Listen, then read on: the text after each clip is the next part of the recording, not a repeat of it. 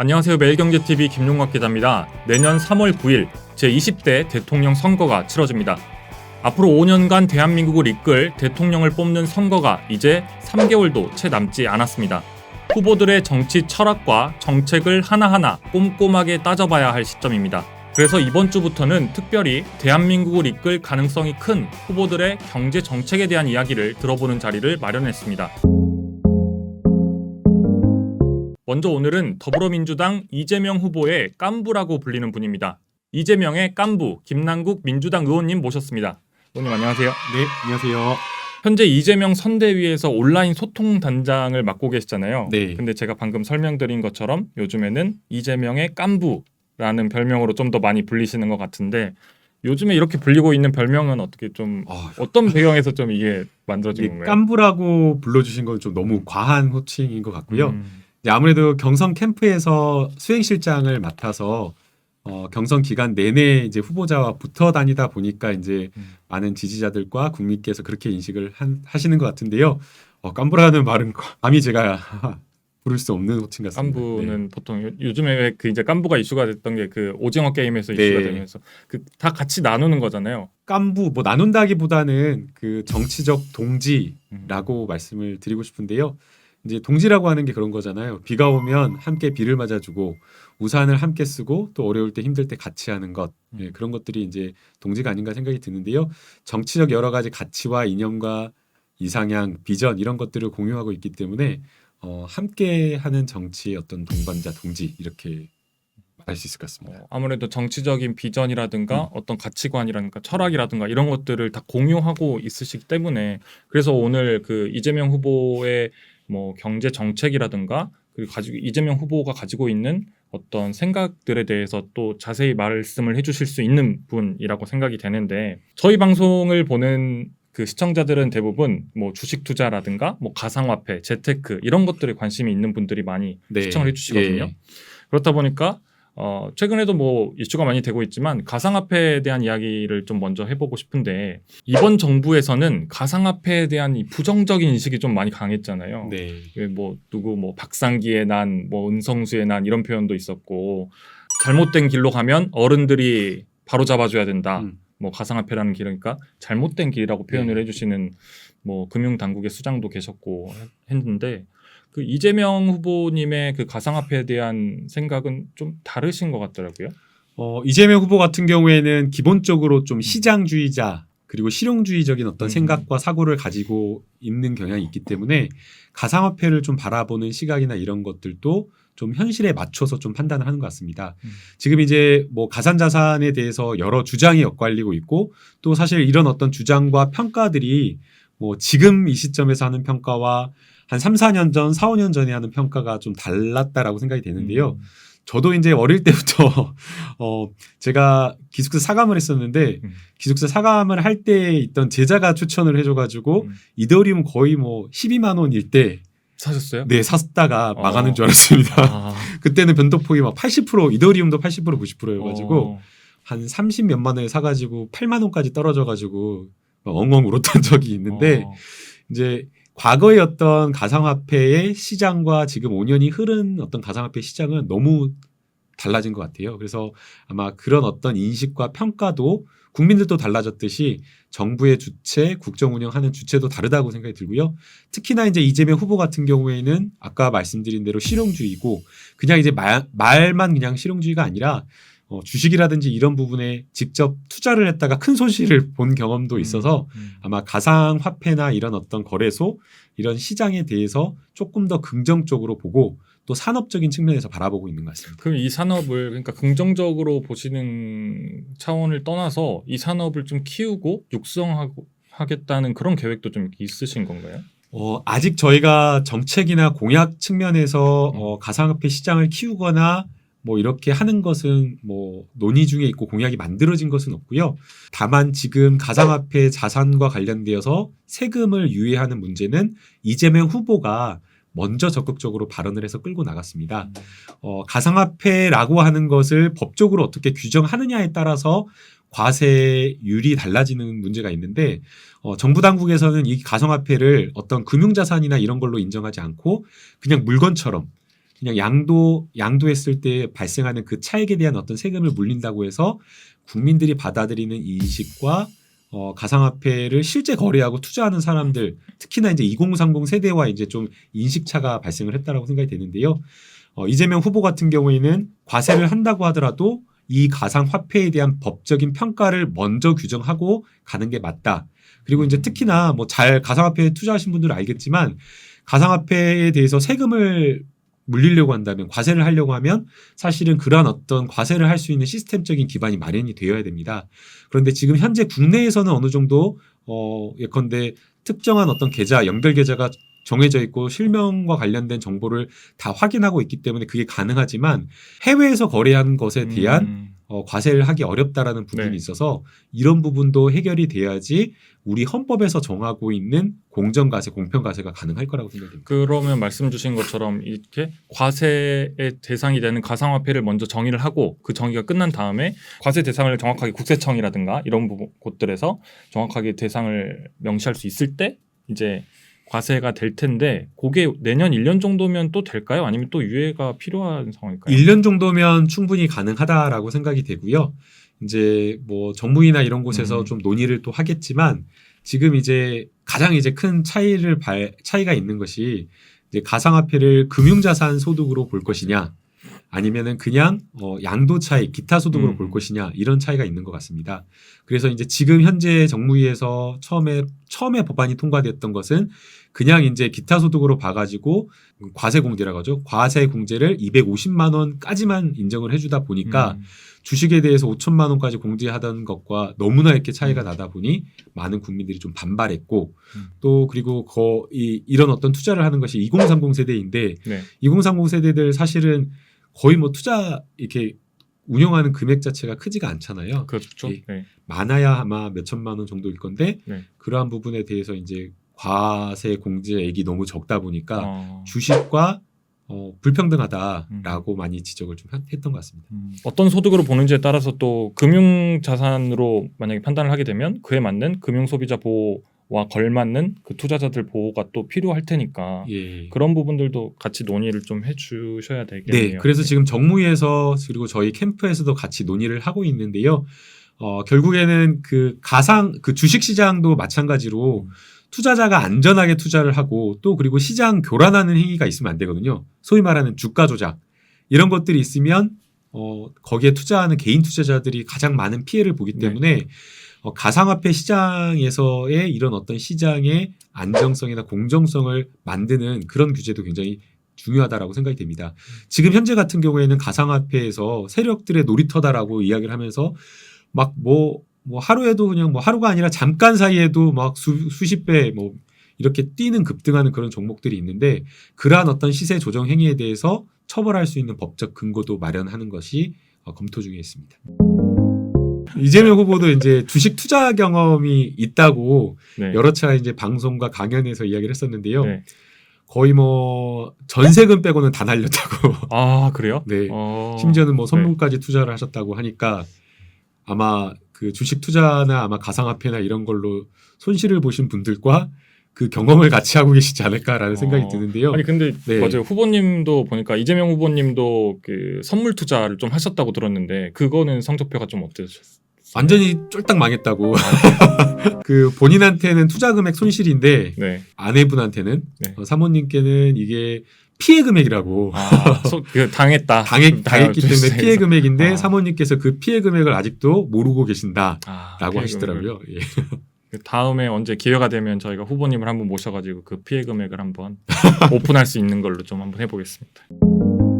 그 시청자분들도 관심이 제일 많으실 것 같은데 이 주식 시장에 대해서도 이재명 후보님께서 어떻게 생각을 하는지가 되게 궁금하거든요. 근데 뭐 배당이라든가 공매도라든가 이런 데에 대해서 조금씩 이제 의견을 내주고 있으신 것 같기는 한데 예. 먼저 배당은 아무래도 지금 현 정부에서도 배당 확대를 좀 아무래도 추진을 하고 있는데 생각처럼 배당의 확대가 기업들의 배당 확대로 이어지고 있는 것 같지는 않아요. 사실. 네. 그래서 후보님 같은 경우에는 좀 어떤 생각을 갖고 계신지도 궁금하더라고요. 우선 이제 후보님이 주식 시장에 대해서 가지고 있는 생각은 크게는 두 가지인데요. 첫 번째는 우리 한국의 디스카운트를 해소해야 된다. 지금 이제 최근에 그 뭐 한 3,200, 300까지 가까이 이제 오르기도 했었는데요. 사실 이것은 우리 주식 시장이 재평가돼 가지고 올라갔다라기보다는 시중에 워낙 이제 유동성이 많이 풀리다 보니까 부동산으로도 가고 주식 시장으로도 가면서 이제 급등을 한 측면이 있는데 아예 그 체질 자체를 바꿔서 주식 시장에 우리 한국만의 고질적인 어떤 디스카운트를 해소해서 업그레이드 시켜야 된다는 생각을 가지고 있습니다. 그게 이제 첫 번째 하나의 큰 생각이고요. 그 다음에 이제 두 번째는 뭐 수단이면서도 방법이라고 또 보이는데요. 그런 것들이 가능하게 하려면 개인 투자자들과 기관 투자자들이 투자할 수 있는 공정한 환경을 만들어줘야 된다라는 것이 큰 틀에서 두 번째 생각입니다. 뭐 그 중에 이제 하나가 뭐 디스카운트를 해소하는 것 중 하나가 아마 기업의 배당을 늘리는 거라고 보이는데요. 네. 이제 저희 같은 경우에는 고배당주 찾기가 사실 어렵잖아요. 그리고 또 뭐 미국 같은 경우에는 막 분기별로 이렇게 맞아요. 3, 4, 뭐 9, 12 이렇게 해갖고 분기별로 이렇게 배당하고 그러는데 우리는 이제 워낙 그런 어떤 고배당주를 찾기도 어렵고 배당에 대한 어떤 배당률 자체가 너무 낮다 보니까 이러한 어떤 기업들의 배당을 좀 늘리는 방향으로 가야 된다라고 좀 고민을 하고 있고요. 간접적으로는 배당한 것을 기업의 세금에서 좀 공제해 주는 것도 고민해 볼 수 있을 것이고 또 동시에 또 기업들이나 국민연금이나 이런 데가 투자를 하고 있기 때문에 스튜어드십 코드를 통해서 기업의 배당을 독려하는 것도 또 고민을 해볼 수 있을 것 같습니다. 후보님께서 보니까 개인 투자자들에 대한 생각도 많이 해주고 계신 것 같더라고요. 네. 그래서 뭐 당 차원에서도 그렇지만 이제 그 공매도 관련된 이슈가 최근 주식시장에서도 계속 이어지고 있는데 왜냐하면 현재 지금 이제 공매도의 문제가 개인 투자자들이 또 불만이 뭐 과거에도 있었지만 뭐 요즘에도 사실 여전하거든요. 이 공매도에 대해서 일단 폐지를 하자 이런 입장은 아니시잖아요. 폐지를 할 수 없다라는 것이 입장입니다. 그러니까 현실적으로 폐지하는 것은 불가능하다라고 보는 거고요. 아까 디스카운트 해소를 위해서는 선진국 지수 편입 이런 것들도 고려를 해야 되는데 다 대부분의 선진국 시장에 공매도가 있는데 우리나라만 공매도를 폐지하는 것은 오히려 기관 투자자를 떠나가게 하는 어떤 그런 요인이 될 수 있는 것이기 때문에 공매도를 폐지하는 것 자체가 현실적으로 불가하다라는 그런 입장이고요. 지금 공매도 자체가 개인과 기관 투자자들이 불공정한 어떤 기울어진 운동장에서 싸움을 하고 있기 때문에 이것을 좀 공정하게 바꿔야 된다라는 입장입니다. 뭐 예컨대 개인 투자자들 같은 경우에는 30일에서 90일까지밖에 공매도를 못 하는데 기관 투자자들은 6개월에서 1년 가까이 뭐 아주 장기간까지 할 수 있기 때문에 기간에 있어서도 불공정하고 또 그리고 공매도 했을 때의 수수료나 이런 것들도 보면 개인은 뭐 5% 굉장히 높은데 기관 투자자들은 1%에서 3% 정도의 이율로 이렇게 하고 있는 그런 수수료를 받고 있어서 이런 것들을 공정한 룰로 바꿔주는 게 좀 중요하다라고 지금 생각을 하고 있습니다. 그러면 이제 궁극적으로 좀 주식시장에 좀 이런 부분들을 문제라고 생각하시는 부분들 혹은 우리나라 주식시장을 좀 어떤 방향으로 발전시켜야 된다고 그림을 그리고 계시는 건지 좀 궁금하더라고요. 이제 앞서 제가 서두에 말씀드린 대로 아마 주식시장에 주식 투자하시는 분들 제일 바라시는 게 주식 가치가 올라가는 거라고 그렇죠. 생각이 되거든요. 그렇죠.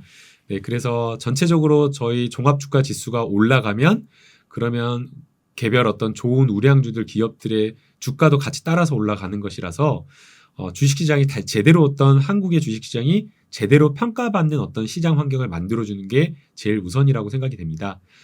그렇게 하기 위해서 공매도와 관련된 부분 그리고 또 시장의 투명성을 또 제고하고 또 주가 조작하거나 이런 것들이 문제가 상당히 되고 있기 때문에 상시적으로 감시하는 시스템을 만들어서 주가 조작이라든지 시장 교란하는 어떤 이런 행위들을 막는 그런 어떤 시장, 건전한 시장을 만드는 게 매우 좀 중요한 것 같습니다. 지수가 올라가기 위해서는 또 자금이 들어와야 되잖아요. 네. 근데 우리나라에서 지금 자금이 대부분 다 부동산 시장에 지금 이렇게 너무 쏠려 있고 지금 투자가 되고 있는데 이 자금을 주식 시장으로 좀 가져올 필요성도 있다고 생각하는데 좀 그런 계획이나 이런 것들은 어떻게 세우고 계세요? 이제 부동산과 관련되어서는 사실은 우리나라에 약간 좀 부동산 불패 또 부동산으로 돈 버신 분들도 꽤 있기 때문에 부동산을 주거의 어떤 목적이라기보다는 주거의 목적에 더해서 투자 수단으로 삼는 경우가 많았었는데요. 그러다 보니까 지금의 어떤 어떻게 보면 지금 시장에서의 여러 가지 부동산 폭등이 좀 가중된 측면이 있습니다. 그래서 주거 목적으로 투기 수요를 차단하는 그런 어떤 부동산 시장을 만드는 게 중요하다 보이고요.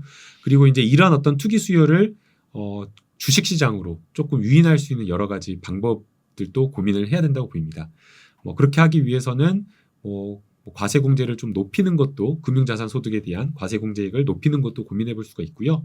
아까 말씀하신 배당 수익률, 기업들의 배당을 좀 높이는 방향으로 정책을 펼쳐서 기업들이 배당을 많이 한다라고 하면 고소득 어떤 연금 소득자나 이런 것들을 자산을 그쪽에 또 옮겨가지고 은퇴 후에 연금을 받는 방향으로 또 자산이 이동할 수 있기 때문에 그러한 정책들을 좀 종합적으로 좀 고민해봐야 될 것 같습니다. 그 부동산 가격이 어쨌든 급등을 했고 지금 저희 시청자분들도 주식 시장만큼이나 부동산 정책도 궁금해하고 계실 것 같은데 지금 선대위에서 좀 계획하고 있는 부동산 정책의 일단 큰 틀은 좀 어떤 방향인가요, 먼저? 이제 큰 틀에서는 과세 하나가 있을 거라고 과세. 보이고요. 그다음 두 번째는 투기 수요 억제. 과세를 통한 뭐 투기 수요 억제일 수도 있겠지만 투기 수요를 억제하는 거. 그다음에 이제 세 번째는 공급 이렇게 될 것으로 보입니다.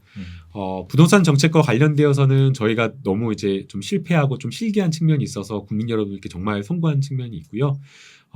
제일 지금 첫 번째로 공약 중에 고려하고 있는 것은 서울 중심지 또는 근교에 100만 호 이상, 100만 호 가까운 주택, 대규모의 어떤 주택 공급을 늘리는 것, 이게 가장 우선이라고 보고 있고요. 그 다음에 이제 두 번째는 1가구 1주택. 기본적으로는 1가구 1주택을 원칙으로 하고 불가피하게 어떤 예외적인 그런 2주택이 있을 수 있잖아요. 네. 예컨대 부모님이 갑자기 돌아가셔서 부모님으로부터 주택을 물려받는다든지 그렇죠. 네. 아니면은 서울의 서울 수도권에 살면서 주택이 하나 있는데 발령을 지방으로 나가지고 그런 경우도 지방에 있을 수 있는 있죠. 주택을 네. 가지시게 되는 그런 어떤 예외적인 어떤 그런 경우가 아니라고 한다면 1가구 1주택을 원칙으로 해서 실수요자에게 주택 공급이 이루어질 수 있도록 그러한 어떤 일관적인 정책을 또 펴는 것도 중요하다라고 생각이 됩니다. 의원님은 지금 1가구 1주택이신가요? 1가구 무주택입니다. 저도 2016년 말 17년에 주택을 사려고 했었는데 네. 그때 막 뭐 주택을 알아보고 다니는데 막 가격이 오르고 있는 상황이었거든요. 그래서 꼭지에 올라와 있는 상태에서 딱 멈췄거든요. 딱 이 상황이었습니다. 지금 이때 이 상황. 그러니까 저 만약에 예. 사셨으면 지금 실망할 뻔했는데 왜 자꾸 집 사지 말라고 많이들 이렇게 팔라고 많이들 하시면서 의원님은 사셨으면 실망할 뻔해가지고 그때 그래서 또- 부동산 중개사님들하고 막 엄청 정책 토론하면서 문재인 정부의 정책을 믿습니다 이러면서 주택을 안 샀는데 그때 막 사라고 했던 게 네. 사라고 하셨는데 너무 약간 후회가 되기도 하는데요. 그러나 후회하지 않는 게 또 그때 사지 않고 그 전세 자금을 잘 굴려가지고 수익을 많이 냈기 때문에 그걸 후회하지 않습니다. 그러면 혹시 그게 수익을 굴린 게 주식 투자? 주식 투자로 뭐 이렇게 해가지고 많이 불렸기 때문에 정말 바람직한 투자자시네요, 진짜. 물론 그 의원님은 주식 투자를 직접 투자를 국회의원들은 이제 일정 부분 어떤 그 종목에 대해서 투자가 이제 제한되어 있습니다. 그래서 예컨대 상임위가 산자위다 그러면 산자위와 관련된 주식들은 대부분 다 금지가 되고 있는 거고요. 농해수위다 그러면 농해수위와 관련된 주식 이런 것들은 다 금지가 되어 있습니다. 그래서 직접 투자가 안 되고 백지 신탁을 해가지고 맡겨가지고 다 팔도록 되어 있습니다. 예. 근데 어쨌든 뭐 장기 투자를 하시는 거겠죠? 매일매일 보실 수는 없잖아요. 바쁘시니까 일정이. 장기 투자를 해야 된다고 말을 하는데 이게 말처럼 쉽지가 않습니다. 장기 투자가. 네. 그렇죠. 다들 아시잖아요. 주식장을 네. 열면 쉽지 않죠. 네, 다들 아시다시피 이거 뭐 다 뭐 주식 시장에 뭐 제일 쌀 때 사가지고 뭐 비쌀 때 팔아라. 그 다음에 장기 투자해라. 쓰지 않는 돈으로 이렇게 묵힐 수 있는 돈으로 투자해라. 그 다음 또 뭐죠? 거꾸로 역으로 투자해라. 사람들 뭐 시장에서 곡소리 날 때 그때 그렇죠, 들어가라 그렇죠. 이렇게 하는데 공포에 사라 그러는. 예, 공포에 사라 그러는데 공포에 어떻게 살 수 있나요, 사람이? 저도 그래서 공포에 못 살겠더라고요. 공포에 사라고 하는데. 여러분들 이거 주식 전문가들 다 그렇습니다. 아니 그 이재명 선배님이 딱 강연에서 딱 그 이야기를 하는 거예요. 청년 간담회에서 이제 청년들도 주식 투자에 관심이 많고 가상화폐 투자에 관심이 많으니까 어떻게 투자에 성공하냐라고 물어보니까 이재명 후보가 딱 그 이야기를 한 거예요. 원론적으로 쌀 때 사가지고 비쌀 때 팔라고. 그리고 우량주를 장기 보유하면 무조건 수익을 낼 수 있다 그러더라고요. 그래가지고 청년들이 그래갖고 어떤 종목으로 수익을 냈냐고 여쭤보니까 뭐라고 하는지 아세요? 뭐 삼성전자 하신 거 아니에요? 아니요. 그렇게 하지 못해서 손해봤다고. 그러니까 본인하고 반대로 해라. 약간 이런 그 말씀을 또 해주셨네요. 잃어봐야 된다고. 나중에는 이제 조금 메꾸셨다고 하더라고요. 네. 아니 근데 이제 부동산 이야기를 부동산 말씀을 하다가 지금 너무 멀리 왔는데 예, 부동산 이제 공급 서울에 100만 호 서울과 서울 근교를 포함해서 100만 호 이런 계획하고 계시다고 했는데 저도 무주택자 입장에서 주택이 없기 때문에 굉장히 관심이 많은데 왜냐면 너무 또 멀리 지어주시는 거는 사실 실수요자 입장에서도 출퇴근이 이게 가능할까 하루에 뭐 3시간씩 출퇴근하는 게 이게 가능할까 뭐 이런 생각도 있고 해서 서울 근교에 그리고 서울 안에 이렇게 좀 공급을 좀 많이 해주는 게 좋은 것 같은데 좀 어떤 구체적으로는 어떻게 계획을 하고 계세요? 아직 공약이 발표가 안 돼서 만약 제가 여기서 공약을 말씀드리면 바로 전 잘립니다. 네, 해고될 수 있기 때문에 구체적 공약이나 이런 거를 말씀드리긴 어렵고요. 그런데 다 이제 고민하시고 생각하시는 것처럼 빨리 공급이 돼야 된다라는 거. 예. 맞아요. 신도시 개발하고 하는 것들 이제 상당 기간 시간이 좀 걸릴 수 있기 때문에 대규모 주택 공급을 하더라도 빠른 시일 내에 공급이 되어야지 주택 시장이 안정화될 것이다라는 그 목표가 하나 있는 거고요. 그다음에 이제 두 번째는 멀리 저기 이렇게 가버리면 출퇴근하는데 굉장히 좀 시간이 많이 걸려서 거기에 따른 비용적인 어떤 측면도 있고 시간 소요로 인해 뭐 직장인들 너무 힘들잖아요. 맞아요. 술도 제대로 못 먹고 뭐 택시 타고 가기도 어렵고 그래서 그런 부분을 고려해서 서울 아주 최적의 근교나 아니면 서울에 찾을 수 있는 유휴부지를 찾아서 주택을 공급을 늘리는 게 지금 현재로서는 공약의 목표입니다. 뭐 아직 공약을 오픈해 주실 수 없다고 하니까 저는 개인적으로는 사실 실수요자에 대한 대출을 좀 많이 확 좀 풀어주셨으면 좋겠다는 생각도 한편으로 하는 게 아니 부동산 가격이 너무 올라와 있어서 이게 살려고 해도 대출이 없으면 살 수가 없어요. 이게 아니 뭐 꼭 이 젊은 나이에 이제 사야 된다 이런 건 아니지만 근데 실수요자분들도 대출 없이는 살 수 없는 가격이 돼버렸기 때문에 이제는 좀 현실적으로 대출도 좀 많이 어디 사시나요, 기자님은? 저는 이제 남영 쪽에 있는데요. 남영 쪽도 뭐 서울에 안 비싼 곳이 없어졌죠. 저는 거기서 이제 혼자 살고 있기 때문에 저는 굉장히 작은 남영 근교나 아니면은 뭐 조금 이렇게 집값이 싸다고 하는 뭐 동작, 관악, 뭐 구로 이런 쪽의 집값들도 거의 다 지하철역 가까운 데는 뭐 30평대는 9평이라고 하는 30평대가 거의 10억 이상입니다. 15억에서 신축 같은 경우는 15억에서 17억 이 정도인데요. 대출해서 사실 수 있으세요? 너무 비싸요. 네. 너무 비싸요. 대출해서 살 수 없는 가격입니다. 네. 예. 그래서 주택을 진짜 구입하고 싶어 하시는 분들이 있다는 거 알아요. 그러나 지금 대출의 어떤 규제를 확 풀어줬을 때에 또 주택 가격을 상승시키는 요인으로 작용할 수도 있고 또 대다수의 평범한 국민들은 그 가격으로 대출을 늘려줘도 살 수가 없는 거예요. 그거 어떻게 평생 갚아요? 맞아요. 예, 그래서 그게 올바른 정책의 방향인지는 저는 고민을 해봐야 된다고 생각이 들고요. 다만 지금 이제 뭐 주택을 구매하는 부분에 있어서 DTI나 뭐 LTV 이런 부분은 정책의 일관성을 가지고 가는 것도 매우 중요해서 이것은 좀 신중하게 고민할 필요는 있다고 보입니다. 다만 전세와 관련된 부분 신혼부부들 바로 집 사는 경우 거의 없고 대부분 전세로 시작하는 경우가 많을 텐데요. 그렇죠.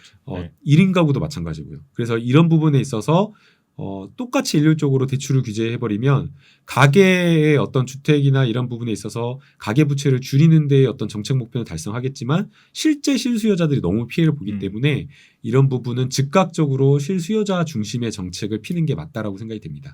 그래서 정부가 처음에는 아마 11월 달에 처음에는 일률적으로 줄였다가 굉장히 좀 시장 상황이나 국민들의 여론에 이렇게 반발에 부딪혀서 다시 이제 규제를 푼 걸로 알고 있기 때문에 그런 부분은 실수요자에 맞게끔 부담이 되지 않게 좀 정책을 펴지 않을까 생각이 듭니다. 네, 그런 부분들은 좀 그 신혼부부 말씀해 주셨으니까 생각이 나는 건데 이 신혼희망타운이라든가 이런 부분에 있어서 요즘에 그 신혼부부들이 불만을 가지고 있는 것 중에 하나가 신혼희망타운에 들어갈 때 그 아파트 가격이 분양가가 일정 수준을 넘어가면 의무적으로 대출을 받고 나중에 거기서 이제 이 아파트를 매각할 때 거기서 나오는 차익에 대해서 정부하고 수익을 공유해야 된다. 뭐 이런 부분이 있는데 여기에 대한 불만이 또 좀 있는 것 같아요. 그러니까 제가 아직 결혼을 염두에 두고 있지 않아서 아주 먼 요원한 기기여서 그 희망타운 그 정책이 어떻게 되는지 모르겠는데 그 보통 그 모기조론 하게 되면 수익 공유형과 손익 공유형 모기조론이 있어가지고 수익이 났을 때에 공유를 하는 것 그리고 손익 공유형은 수익뿐만 아니라 손실이 났을 때도 같이 이제 공유하는 그런 경우가 있는데요. 아마 지금 이제 그 신혼부부들이 반대하는 이유는 네. 이럴 거라고 생각이 됩니다. 음. 지금 부동산이 계속 올라가고 있는데 음. 올라갈 것을 기대가 더 큰 상황에서 대출을 받았는데 그 수익을 나눠 갖는다라고 하는 것, 그렇기 때문에 이제 탐탁치 않아 하는 거라고 생각이 되고요. 그렇죠. 네. 저는 더 탐탁지 않은 게 왜 그거를 결혼한 신혼부부에게만 정책을 해주는지.